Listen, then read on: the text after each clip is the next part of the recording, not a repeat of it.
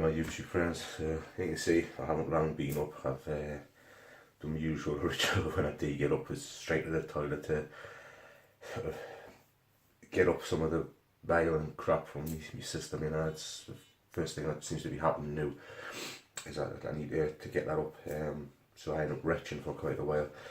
There's nothing normally on my stomach to bring up, which makes it even harder because it bloody hurts more when there's nothing to bring up at all. But that's the usual thingy. But it's a Sunday morning, it's the 18th. It's a weird that I normally have once a week just to see how I'm doing. I'm not going to go into how my week's been because I'll go to that in another thing which you'll see on probably still on this video itself, but at a different time I'll go into how my week was. But let's just show you how I've done and what my weight's like now. And I've already done it again as per usual, so I know I already know what the results are. But it's time to show you guys. Okay, so let's have a look. I will fight just to survive. I won't be denied. I'm a warrior inside.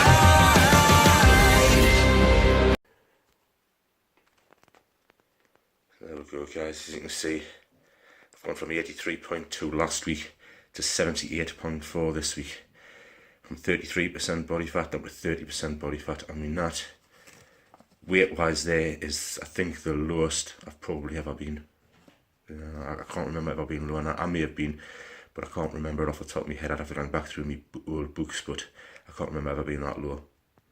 So that is like shocking that you can see how much I've lost in a freaking week. That's because I've had a bad week. But like I say, I'm going to go into explaining that in another part of the video. And you can see there, waist size basically gone down myself, but again the belly size, look at that. I mean, I've gone from 35.25 down to 34 straight away in a week. I've lost a dramatic amount of weight, and I know that because normally, as you can see, I normally have my skull ring on. I can't even wear it anymore. It just keeps on dropping off my fingers, so that's where we're at, guys. That's where I'm at. Like I say, I'll go and explain a little bit more later on down the line here, that you'll know what's happened. But anyway, there we go. That's what it's like. Now this week I've got to try and work on building it back up again and then getting the weight back on again.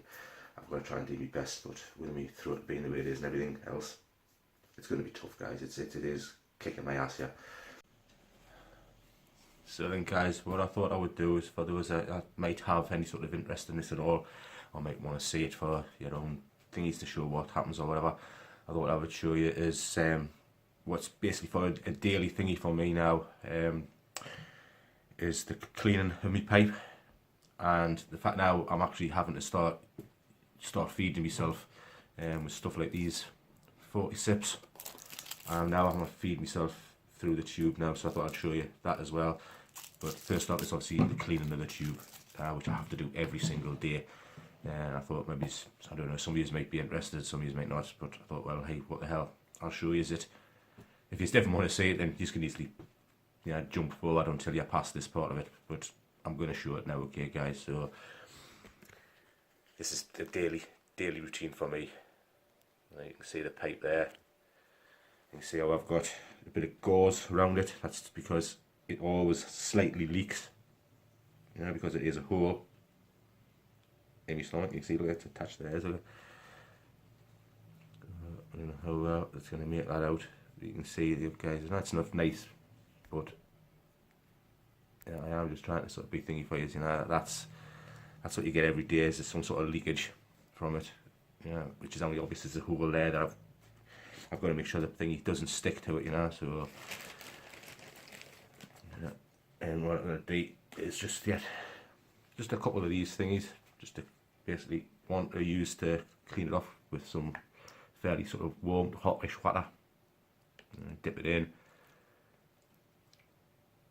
and clean it off a bit, squidge it off a bit, and then of course it comes time to clean it, which I'll try and see if I can get a better thingy for you guys. Just 2 minutes. Hey guys, what I've got is I've got to pull this across, and you can see there, I don't know how well my wife can get in for you, but you can see there where they had the cutters open a bit wider to get the damn thing in.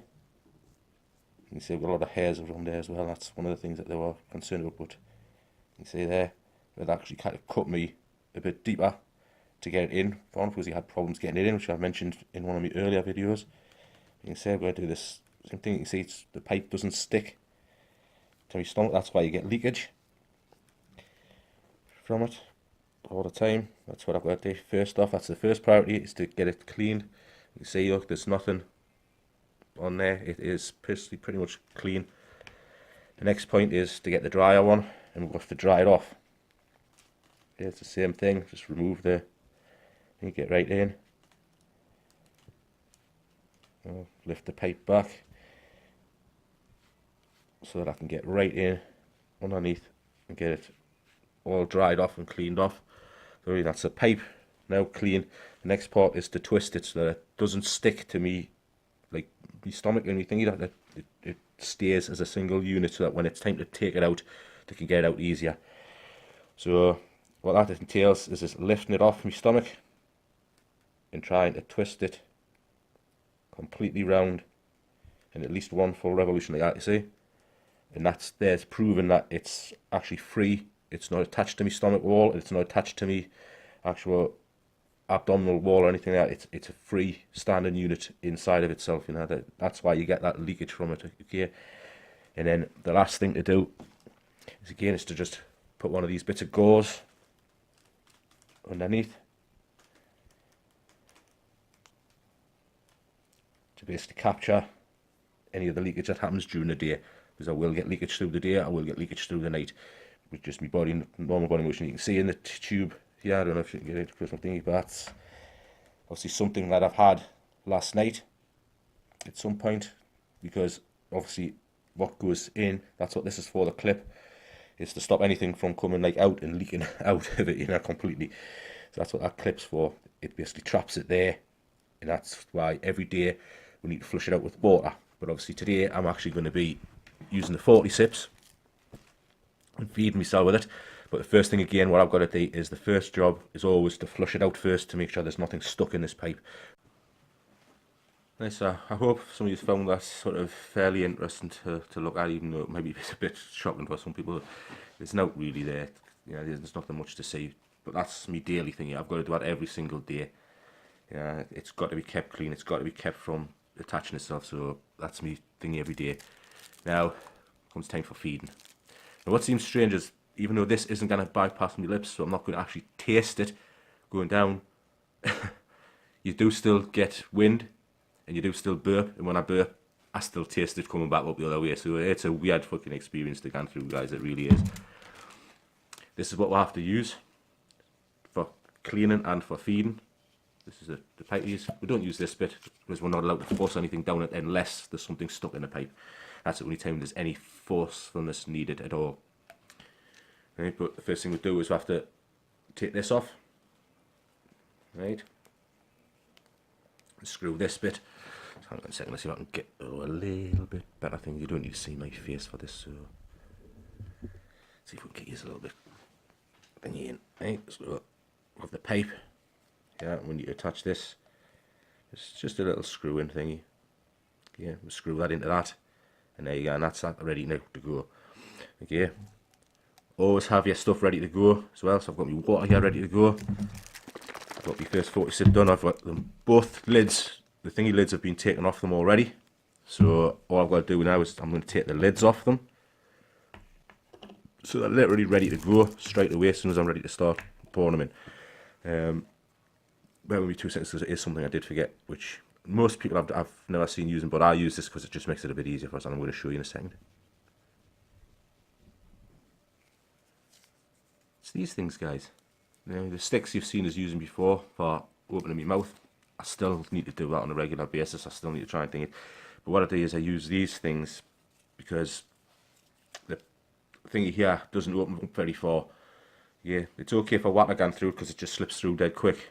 But when you're putting a 40 sip through, which is a lot thicker, it doesn't tend to thingy. So I need to basically force these in to keep it a little bit more open so that I can get the feed to go down a bit quicker, because it is very, very slow, guys. Very slow. There you go. So what we're going to do now is unclip that clip, just to open it up a little bit. Okay, which means it's now an open tube ready to go. Fill it up with the water. about 60 mils of water. And as long as there's nothing in the tube, that should start to go down fairly quick. There you can see it already starting to drop extremely quickly. Means the tube's clear, the tube's free. Yeah, that's just thinking I can feel the coldness in my stomach because that is like cold, nice cold water out the tap. So I can feel the coldness going into my stomach straight away. Yeah, it's not a bad feeling, it's just a weird feeling. I feel the coldness going in but nothing passing my lips, you know, it's weird. But so I think I see how fast it's going down because it's water. There's nothing in the tube, it's literally just that. And that's again, it's something I have to do every day, and I've got to do it basically after every time I've used this as well. It's got to be kept to clean the tube out, you know, it's got to be kept that way. So that's it gone down now. I close the tube off. And that's the water done. That's the tube now cleaned. We know it's free of anything. So we know now I can start basically putting in my 40 sip. Right, so yeah, this is when I'm going to use this thing just to keep it a bit more open. But what I need to do is first start in here, because if I have it down here, as soon as I open that clip, the water can literally come back out and start frigging leaking all over me bloody thingy. So first thing I've got to do is I've got to be clever enough to go like that. Then we'll open the clip off, and then I force these three things which you can see it's doing out, and it's opened it up just a little bit more, just to give us that little bit more width and girth on it, so that when I put the 40 sip down, it may go down, and you'll see just the difference of how long it takes, guys, for this stuff, because of how thick it is. Yeah, you take it up above the 60, because the more that's in here, the more pressure it starts to apply down. So when it comes down like to here, it'll go really slow, but I never let it go that far. I just literally let it go down to maybe 60, 50ish, and then I start to top it back up again, because the more that's in there, the more it'll go down. And you can see now, let's see if we can show you. So you can see how it's going through the tube, and it's been going into my stomach now. That's how I get my feeds in when I know I can't eat enough, because my throat is so sore. You might be able to hear it, I don't know, but my throat is so sore right now that it's like, it's probably worse than swallowing razor blades. It's really bad. So I'm still trying to eat when I can, but I'm not eating enough calories at all. That's why these things are here. Yeah, these 40 sips are here. Yeah, because you're talking about there's 200 calories per bottle. There's 8.5 fat. There's 20 carbs. There's 15.5 of them are sugars, which is to try and get you some energy, because believe you and me, I've got no fucking energy, guys. I'm really struggling with shit with energy wise. You have 10 grams of protein, but you have a shitload of vitamins. I mean, it's literally packed with vitamins and minerals and that your body needs. Yeah, they're highly dosed with those, because it's what your body needs. So you see how slow that is. I mean, that hasn't even reached the 60 yet. So all I do is I just keep on topping it up.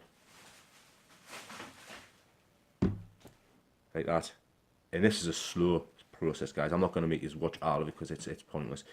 But it's a very, very slow process, you know. It really is. Okay, guys. As you can see, I'm still doing the feed. It's still thinking this is still the first one. I'm going to start topping up with the second one now, just to get it to go. But what I thought I would do is, while I was on, I would have said to you earlier on, if you remember, when I was in the bathroom, as you can see, still burping, even though I've got nothing can do that way, it still puts wind in there, and it's still not going to burp it up. My week this week, as you can tell, it was probably a pretty tough one. It's the toughest one I've had, and I'm only into week 2. Week 1, I said to you, is that seemed to be out, was great, felt champion. Week 2 has kicked my friggin' ass, big style, guys, it really did. Every single day, getting up feeling queasy, feeling sickly, not wanting to eat, as you can tell by the weight that I dropped. I struggle to get into calories down as that I needed to. And as you can see by obvious things, that really my body's started to catabolize now. It's starting to eat me muscles to use as energy, which is hurting us. it's making my legs ache like crazy. Trying to get up and down the stairs is can be painful for us on my legs. Wise, just the pure achiness. It's what I would say is equivalent to is having like flu-like symptoms without having the flu. Yeah, my legs and my backside and my body is aching quite badly all the time. I'm feeling sick all the time. This week I've probably threw up every single day, at least once a day. By the latter part of the week, I'm trying to throw up 2, 3, and 4 times a day, but there's nothing there to come up. So it's like once a day that I have been getting something up, which isn't nice. It isn't nice at all. A lot of times it's my own saliva. It's become that thick and that horrible that when I'm swallowing it, it just instantaneously makes us want to throw up. So I try not to swallow for as long as I possibly can. I try and spit out of what I have in my mouth as much as I can, which can then again, because I've got to try and bring it from the right to the back of my throat where it seems to feel like it's stuck up over. That can make us gag and make us bloody want to vomit as well. So it's been a very tough week, guys, and I've noticed that I am suffering. Let's see, I'm going to top it up again. I am suffering with it. It's kicking my ass, and this is only week 2. God who knows what the hell's going to happen with the rest of the time when I start thinking that. That's why I have to now make a concerted effort. I have to work on getting as many calories down as I can to try and feed my body, because I just wasn't able to do it last week. I was having maybe 4 of these in a day, as well as trying to eat a little bit. And if you're trying to like 4 of them is what 2, 4, it's like 800 calories. Okay, might sound a lot, 800 calories, but if you talk with somebody that's taking in, say in that day, I might be taking in 1,200, 1,300 calories. For a woman, 1,200 to 1,300 calories is a lot. It's a good amount. For me, I'm needing to take in at least 2,000 plus just to survive. For the muscle mass that I have, I need 2,000 plus. The hospital are wanting us to take in about 2,500 calories a day to get us through this frigging process. So if you think that I was having literally under 1,500 calories a day, yeah, that's just way too little, and my body has literally just been eating itself. My muscles have been catabolizing, trying to friggin' eat itself for energy to try and keep us going, because I have been struggling that badly. You know, I haven't been able to pick my wife from kids up from work for the last few days. I haven't been out anywhere this weekend at all. I've stayed in. I'm just trying to feed myself back up, trying to give myself some sort of energy. Yeah, this is probably the most amount of energy I've had, and that's why I'm making this video now, while I've got that little bit of energy in us. Yeah, it's first thing in the morning. It's I don't know, it's probably maybe nearly 11 o'clock-ish now. Yeah, it's just after 11 o'clock in the morning on a Sunday morning. This is like basically breakfast, because I don't like getting out of bed, guys. I really don't. It's hard. Yeah, because it's literally as soon as I start, when I'm in bed and lying down, I can feel not too bad. As soon as I get up and start moving, that's when the sickness feeling comes on really badly. And then, like I say, first thing in the morning, first thing I do is I go into the toilet and want to puke.